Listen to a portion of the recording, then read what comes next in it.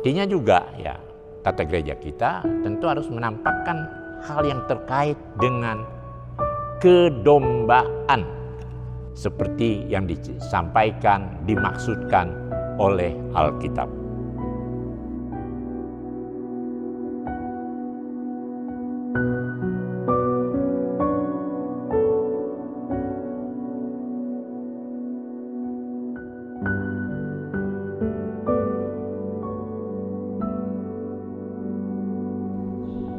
Selamat bertemu kembali saudara-saudara yang dikasihi oleh Tuhan Yesus dalam acara Nalar Teologi melalui YouTube Gereja Sentrum Manado. Kali ini kita akan mendengar atau mengikuti suatu tema terkait dengan Minggu Sengsara bahkan Jumat Agung, ialah anak domba. Sebelumnya saya ingin sampaikan ada beberapa ilustrasi. Ada nyanyian waktu saya masih pemuda ikut LKP, masih itu PPKM waktu itu.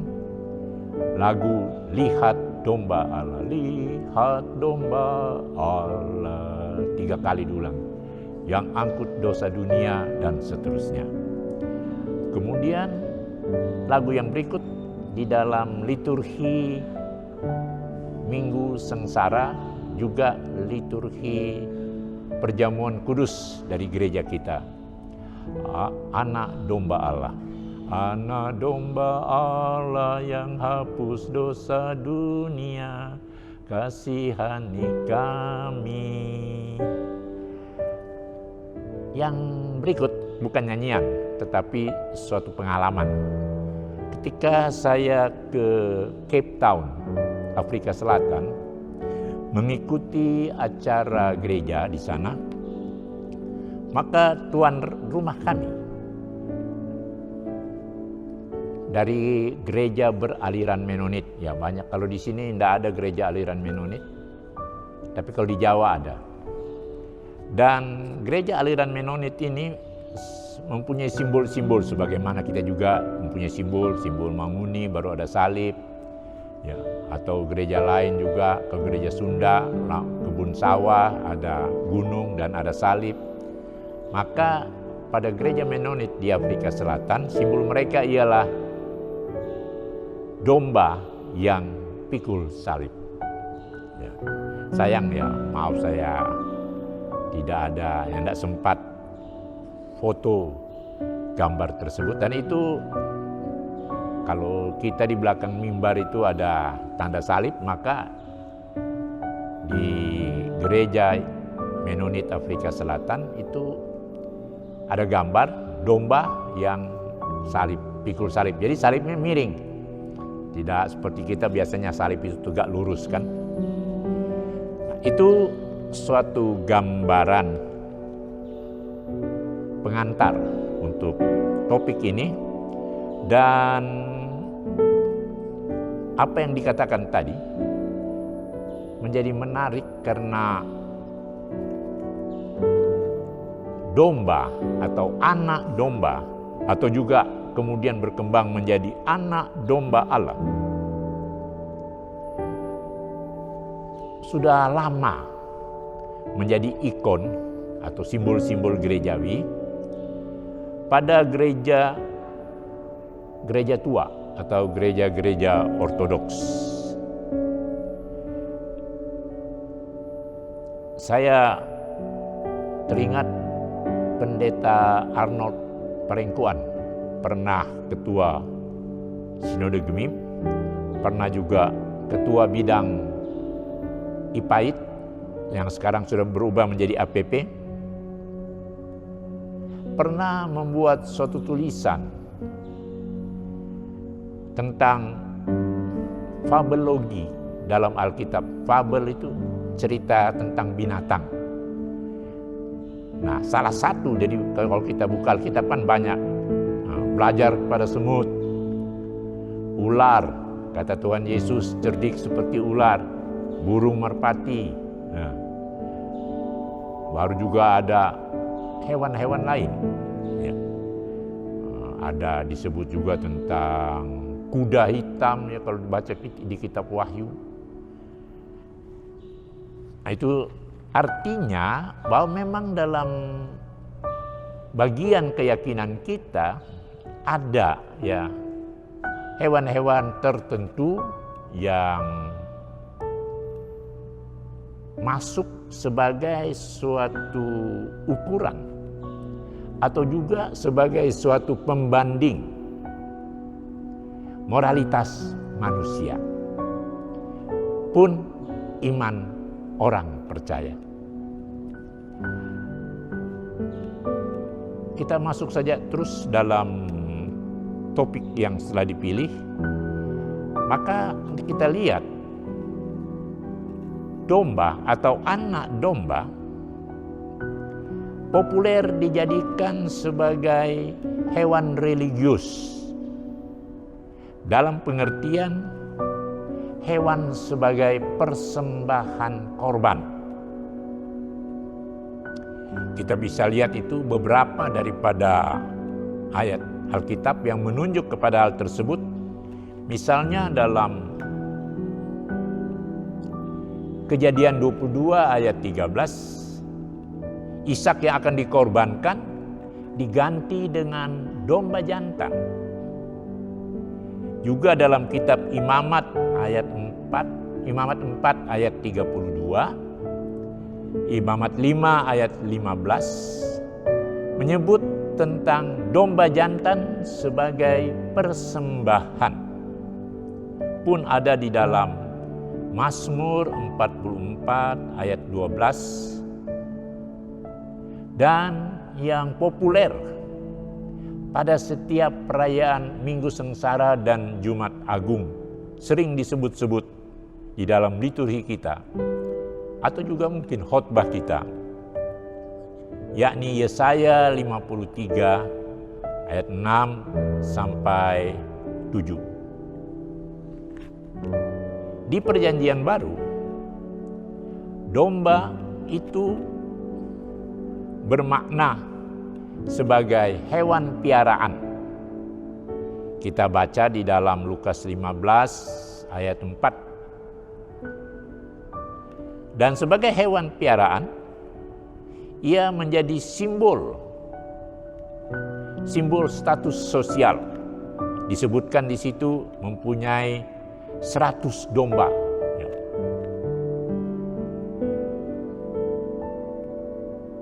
Dan karenanya domba itu perlu dijaga. Ya karena banyak kan, harus dijaga supaya jangan ada dicuri atau dia keluar kandang atau dimangsa oleh binatang-binatang buas. Dari ungkapan di Matius 15 ini, yang juga bisa kita lihat pada Matius 18 ayat 12, itu menunjuk kepada umat Tuhan. Nanti kita lihat lebih jauh dalam ulasan ini. Perkataan Tuhan Yesus kepada Petrus, "Gembalakanlah domba-dombaku."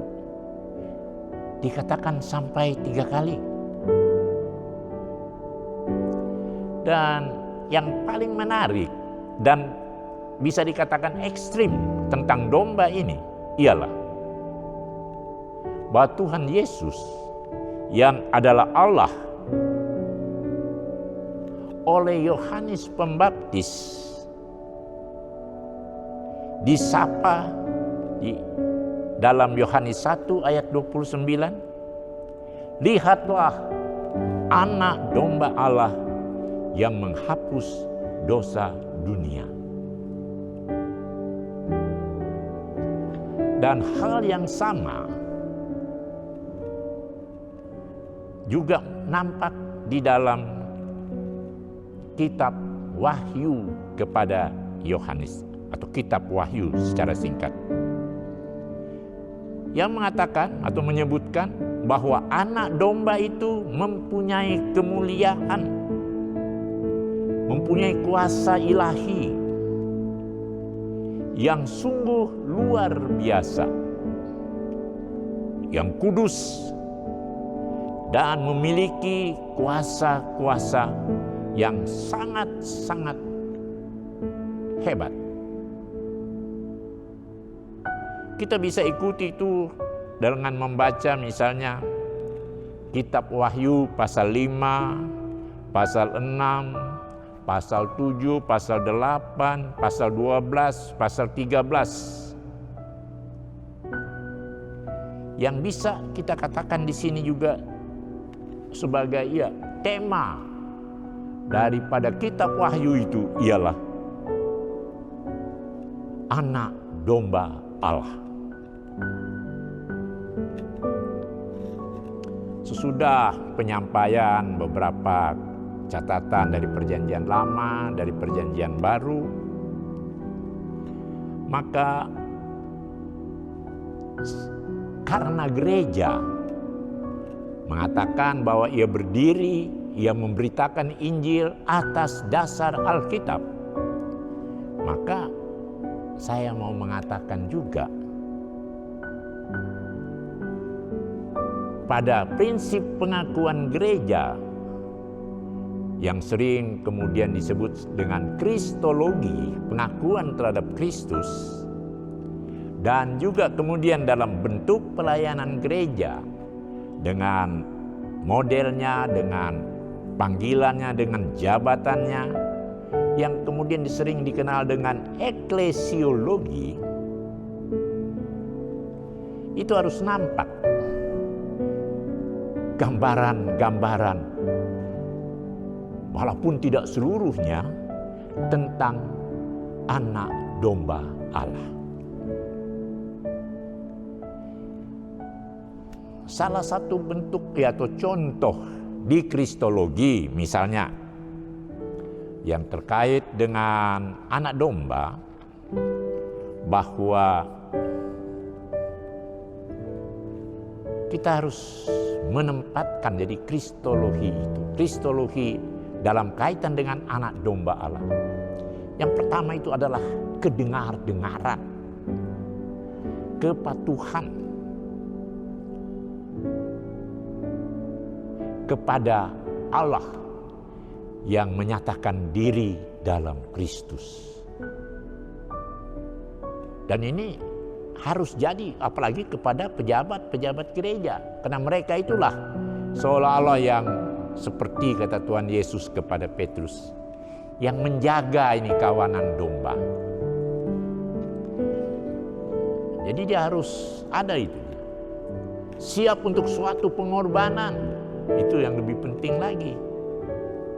Itu dalam suatu eklesiologi yang pernah saya juga katakan pada waktu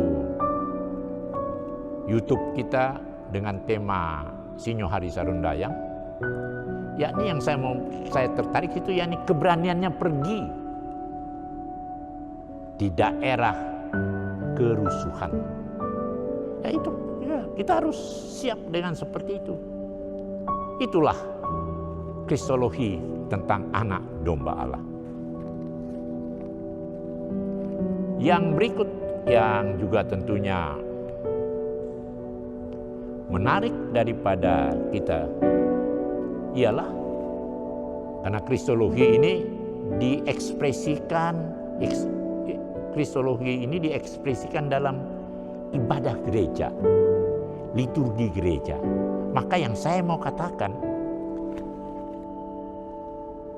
banyak liturgi gereja sudah tidak ada gambaran tentang anak domba, padahal itu bagus sekali. Saya sering memakai itu kalau saya memimpin ibadah. Yakni kutipan dari Ibrani 13 ayat 20 yang saya akan bacakan pada kesempatan ini. Ibrani 13 ayat 20. Maka Allah damai sejahtera yang oleh darah perjanjian yang kekal telah membawa kembali dari antara orang mati Gembala Agung segala domba, yaitu Yesus Kristus Tuhan kita. Kiranya memperlengkapi kamu dengan segala yang baik untuk melakukan kehendak-Nya dan mengerjakan di dalam kita apa yang berkenan kepadanya. Oleh Yesus Kristus, bagi Dialah kemuliaan sampai selama-lamanya. Amin. Coba saudara-saudara buka buku liturgi saudara. Apa ada ucapan itu? Ya, ucapan berkat ini. Ini bukan cuma ucapan biasa, ucapan berkat.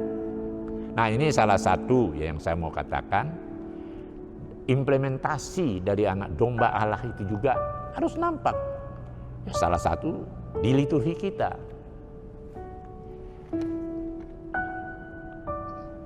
Yang lainnya tentu pemakaian di liturgi ini ialah, dan biasanya itu nampak dalam minggu-minggu sengsara atau Jumat Agung. Tapi itu yang seperti saya katakan tadi, justru tidak ada. Padahal kita selalu mendengar anak domba Allah yang dikorbankan. Ya, jadi biarlah gambaran tentang ini juga muncul, kan tidak selalu tiap hari, tapi minimal itu di Minggu Sengsara dan Jumat Agung.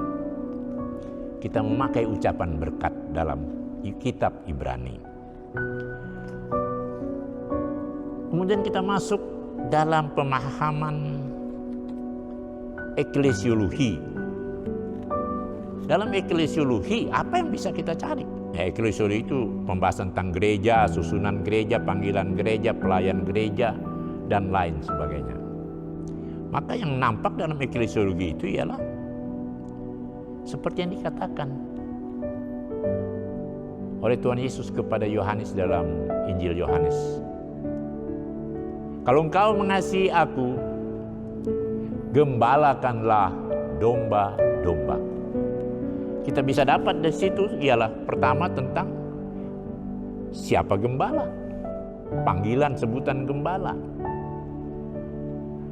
Dan yang kedua, domba. Ya, domba itu bisa saja dia hilang jalan, bisa saja ia dicuri, atau bisa saja ia kemudian sakit hewan. Dan menjadi tugas daripada gembala untuk memperhatikannya. Tuhan Yesus dalam Yohanes 10 mengatakan, akulah gembala yang baik.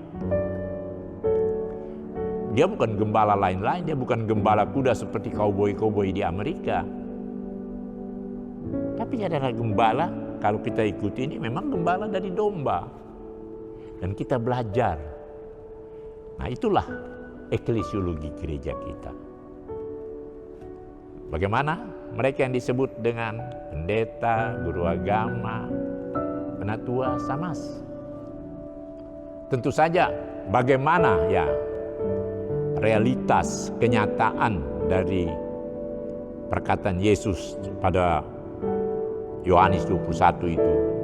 Nah, itu tentulah berkembang dalam sejarah melalui bentuk gereja, sistem gereja, pemerintahan gereja, pelayan gereja, warga gereja yang ya, biasanya itu nampak dalam yang disebut dengan tata gereja. Artinya juga ya tata gereja kita tentu harus menampakkan hal yang terkait dengan kedombaan. Seperti yang disampaikan, dimaksudkan oleh Alkitab. Ketika kita membaca Matius 28, yang semuanya tentu mengetahui bahwa Matius 28 bagian akhir, segala kuasa diberikan. Maka kuasa itu yang disebut di dalam Matius 28 oleh penulis kitab Wahyu menunjuk kepada anak domba Allah yang diberikan kuasa untuk menghakimi, untuk memegang kunci anak sorga, untuk menjadi penguasa menghukum dunia ini. Dan ketika kita merayakan dan akan menyambut beberapa hari ini Jumat Agung, maka bolehkah kita kembali pada tradisi gereja tua dulu yang berkembang atau mendapatkan inspirasinya dari berita Alkitab tentang domba Allah. Maka kita akan menyambut, memberikan diri baik sebagai domba, artinya juga sebagai jemaat, untuk biarlah darah Gembala Agung segala domba itu membersihkan diri kita, menyucikan kita dari segala dosa, dan mendorong kita untuk berbuat kebaikan, menaburkan dan menyampaikan kabar selamat bahwa Yesus Kristus adalah juru selamat dunia, adalah juru selamat manusia. Dan kiranya itu jugalah yang nampak dalam praktek kehidupan jemaat, kehidupan bergereja, termasuk yang disebut dengan Gereja Masih Injili di Minahasa. Menyambut Jumat Agung ini, terimalah salam perdamaian, salam pengorbanan kasih. Itulah salam di hari Jumat Agung ini. Tuhan Yesus memberkati kita.